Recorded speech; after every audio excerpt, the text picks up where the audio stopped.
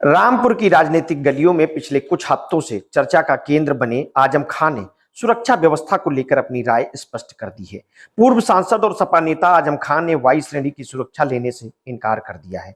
उनका कहना है कि उन्हें अब तक लिखित रूप से कोई सूचना नहीं मिली है, इसलिए वे इसे स्वीकार नहीं करना चाहते।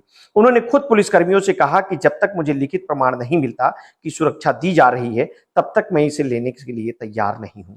आजम ने रामपुर के विधायक आकाश सक्सेना पर व्यंग करते हुए कहा कि उनके विरोधियों के पास कमांडो हैं जिन्होंने लोकतंत्र और शहर की व्यवस्था को लूटा, लेकिन उनके लिए इतनी सुरक्षा क्यों दी जाती है। उन्होंने सवाल उठाया कि इस मुर्गी चोर के लिए भी उतनी सुरक्षा क्यों नहीं। आकाश सक्सेना के चुनाव के बाद 22+ सुरक्षा मिली है, जिसमें 18 सीआरपीएफ जवान तैनात हैं। 23 महीने जेल में रहने के बाद 20 दिन पहले जिला जेल से रिहा हुए आजम खां की रिहाई पर रामपुर में उनके समर्थकों का तांता लगा हुआ है। इस दौरान प्रशासन ने सुरक्षा व्यवस्था सख्त कर दी। 10 अक्टूबर को उन्हें एसपी की तरफ से वायु श्रेणी सुरक्षा दी गई, जिसमें 7 पुलिसकर्मी तैनात हैं, लेकिन गाड़ी, तेल और ड्राइवर की कोई व्यवस्था अभी तक नहीं हुई है। आजम ने कहा कि उनकी मौजूदा स्थिति ऐसी नहीं है कि वे इसे खुद जुटा सके। सुरक्षा व्यवस्था पर सवाल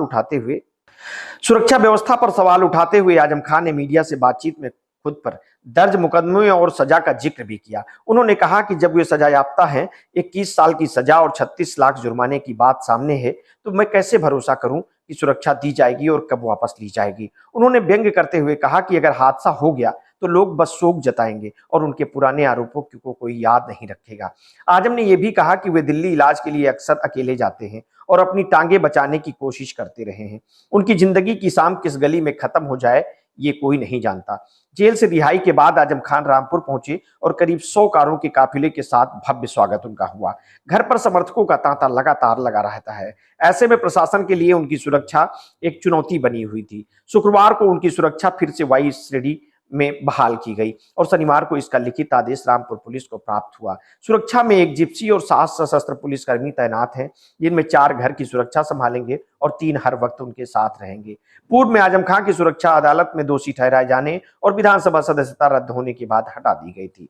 नियम के अनुसार जेल में रहते हुए किसी भी व्यक्ति की सुरक्षा स्वतः सस्पेंड हो जाती है और जेल से बाहर आने पर इसे स्वतः बहाल किया जाता है।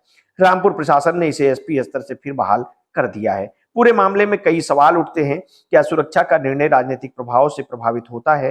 क्या सजा याफ्ता होने के बावजूद किसी नेता को सुरक्षा मिलनी चाहिए या नहीं? और आखिरकार सुरक्षा की यह व्यवस्था कितनी निष्पक्ष और पारदर्शी है? आजम खां के इस कदम ने न सिर्फ प्रशासन को चुनौती दी है, बल्कि राजनीति और कानूनी नियमों पर भी सवाल खड़े कर दिए हैं।